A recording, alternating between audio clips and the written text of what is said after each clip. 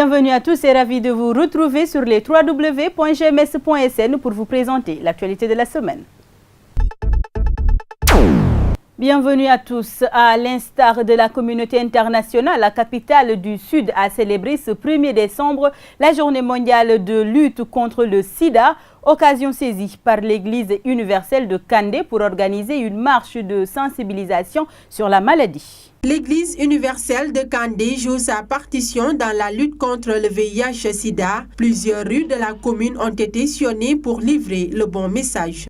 Puisque c'est la journée internationale de la lutte contre le VIH, et comme nous voyons que c'est un fléau qui touche beaucoup la jeunesse et la population mondiale, donc ici en ce moment à Ziguinchor, vous voyez ce peuple, aussi à Dakar, à Thiès, à Mbour, à Joal, à Saint-Louis, nous organisons cette journée pour soutenir le Conseil national de la lutte contre le sida à éradiquer ce fléau de notre génération aujourd'hui. Ainsi, l'Église compte accompagner les personnes atteintes à retrouver le sourire. L'Église universelle travaille depuis 90 ans ici au Sénégal pour aider la population sénégalaise à dire à ces personnes qui sont atteintes de cette maladie que ce n'est pas fini pour eux. Même s'il n'y a plus de solution financière, médicale, mais il y a toujours une solution à tout problème. Donc, par cette marche, nous apportons un soutien moral à ces personnes qui souffrent de cette maladie, que ce n'est pas fini. Il y a encore un espoir pour eux. Hormis cette marche, d'autres activités sont prévues toute la journée pour sensibiliser davantage les populations sur cette maladie. En choisissant le centre de santé de Diouloulou pour organiser un sitting, la coordination régionale d'Anduguesom de Ziguinchor a voulu profiter de l'occasion pour exiger le départ du médecin de la dite localité. La coordination l'accuse de mauvaise gestion de son personnel, entre autres. Le bon sens indiquerait que lorsqu'on se nourrit du travail des autres, on veille à l'état d'épanouissement de ces autres-là.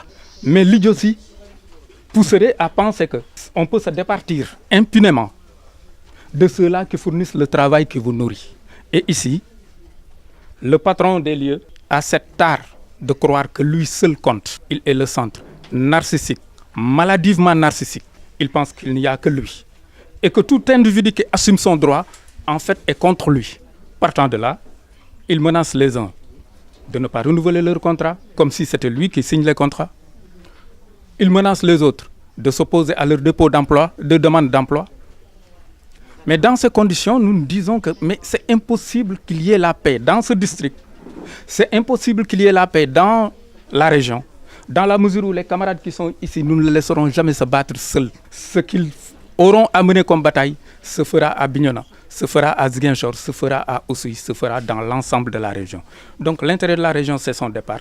L'intérêt du district, c'est son départ. L'intérêt des travailleurs, c'est son départ. Mais ses intérêts lui-même, c'est son départ. Changeons de registre pour parler de cinéma. Ce 3 décembre est célébré la journée nationale du cinéma indépendant, occasion pour la rédaction du groupe Média du Sud de faire un petit bilan sur le cinéma sénégalais. Cette année, la capitale a vu beaucoup de rencontres sur le cinéma qui met sur un piédestal le cinéma africain.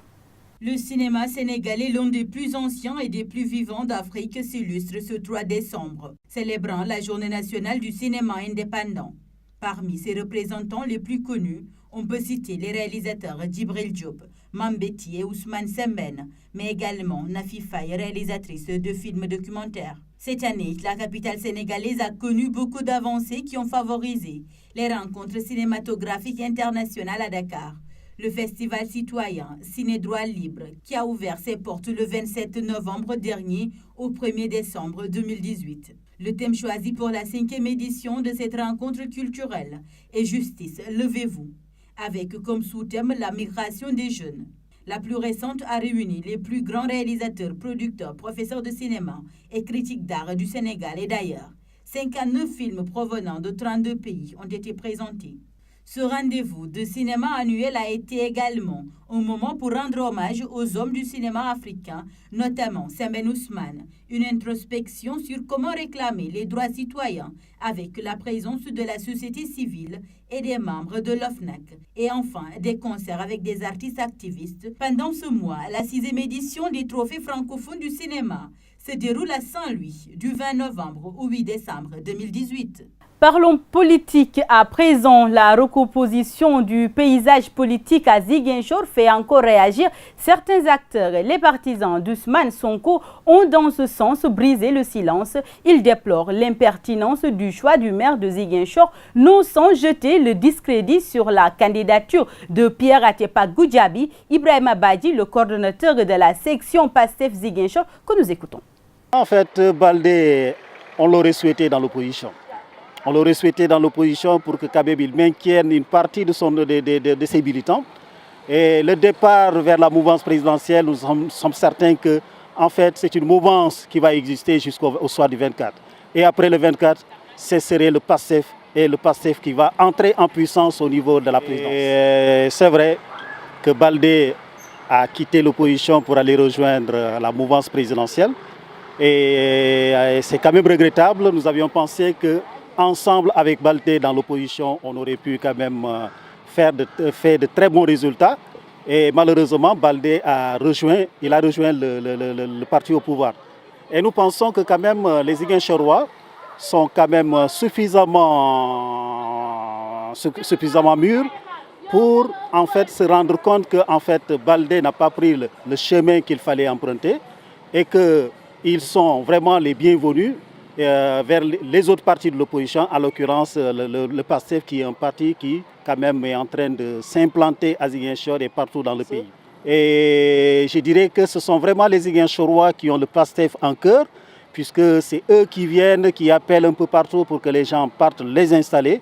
Et dites-vous que PASTEF est en train de s'installer dans la commune, dans le département et dans la région de Ziguinchor. Donc le départ de Baldé, nous sommes quand même certains qu'un grand nombre de ces militants, qui veulent un changement, qui veulent un Sénégal meilleur, viendront vers le PASTEF. Pierre, c'est vrai que c'est quelqu'un que nous respectons surtout dans le domaine où il évolue, mais en fait dans le domaine politique, je ne pense pas que Pierre Goudiaby pourrait quand même constituer une force qui pourrait nous inquiéter.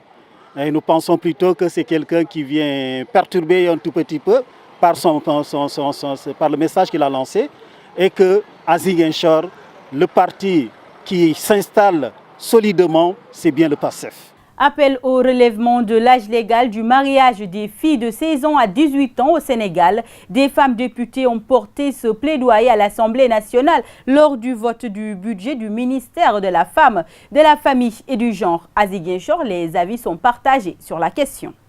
L'âge légal du mariage, qui est de 16 ans au Sénégal pour les filles, va être relevé à 18 ans. Un appel fait par les femmes députées à l'Assemblée nationale lors du vote du budget du ministère de la Femme, de la Famille et du Genre. Ce relèvement de l'âge légal du mariage des filles est diversement apprécié chez certains Ziguinchorois rencontrés.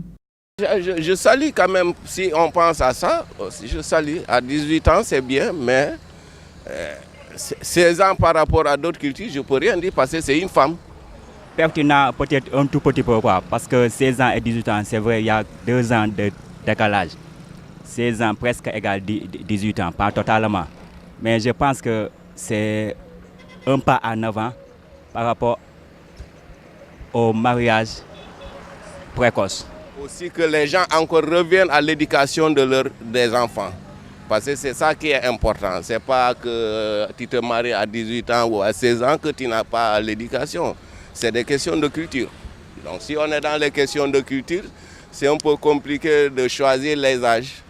Je trouve pertinent, mais il faut qu'on redouble d'efforts à discuter avec surtout les parents qui sont au fond des Sénégalais. Parce que les mariages précoces, c'est là où on les voit beaucoup. Les gens, que chacun se range dans son ethnie, c'est une question de culture. Et quand on parle de culture, c'est vaste. D'autres peuvent l'accepter à 16 ans, d'autres peuvent l'accepter à 18 ans, d'autres peuvent l'accepter plus tard. La révision de l'âge minimal du mariage des filles à 18 ans au lieu de 16 ans était une proposition faite par l'Association des juristes sénégalaises. L'objectif de ce nouveau code de l'enfant soumis aux députés est de lutter contre les sévices corporels dans les familles, la mendicité, la maltraitance des enfants, entre autres. Puis on passe à l'actualité internationale. SOS Méditerranée et MSF mettent un terme aux activités de sauvetage de l'Aquarius. Puis en France, tollé après l'interpellation massive de lycéens à Mantes-la-Jolie. Regardez. Médecins sans frontières et SOS Méditerranée ont annoncé dans des communiqués jeudi 6 décembre mettre un terme aux opérations de sauvetage de leur navire humanitaire Aquarius, devenu le symbole de la crise politique autour de l'accueil des migrants et privé de pavillons depuis 2 mois. Renoncer à l'Aquarius a été une décision extrêmement difficile à prendre, a déclaré Frédéric Pénard, directeur des opérations de SOS Méditerranée, en déplorant les attaques incessantes dont le navire et ses équipes ont fait l'objet. À voir comment les ONG choisissent-elles leur pavillon. Mais l'ONG basée à Marseille explore déjà activement les options pour un nouveau navire et un nouveau pavillon et étudie sérieusement toutes les propositions d'armateurs qui lui permettraient de poursuivre sa mission de sauvetage. Nous refusons de rester les bras croisés sur le rivage alors que des gens continuent de mourir en mer, a assuré Frédéric Pénard. Les images qui circulent sur les réseaux sociaux depuis jeudi ont de fait susciter un tollé. On y voit des dizaines de jeunes les mains dans le dos ou sur la tête, à genoux ou assis entourés de plusieurs policiers authentifiés par l'AFP notamment. Elle montre l'interpellation collective d'une centaine de jeunes à proximité du lycée de Saint-Exupéry à Mantes-la-Jolie, dans le département des Yvelines. Une voix masculine non identifiée commente la scène. Voilà une classe qui se tient bien. Selon le procureur de la République de Versailles, Vincent Léclou, 153 personnes ont été interpellées, essentiellement devant un lycée pour participation à un attroupement armé. 2 voitures ont été incendiées aux abords du lycée où des heurts ont éclaté avec la police, a pour sa part constaté une journaliste de l'AFP. Et voilà, c'est la fin de ce round-up. On vous retrouve la semaine prochaine pour de nouvelles informations et d'ici là, portez-vous bien.